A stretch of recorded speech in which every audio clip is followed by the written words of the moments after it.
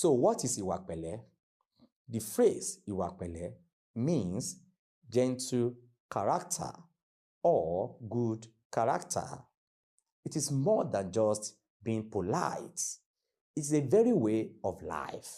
It includes many qualities, such as patience, being able to wait and not get angry, the humility, not thinking you are better than others, honesty, being truthful in all things, respect, treating everyone with dignity, kindness, acting with love and compassion towards others.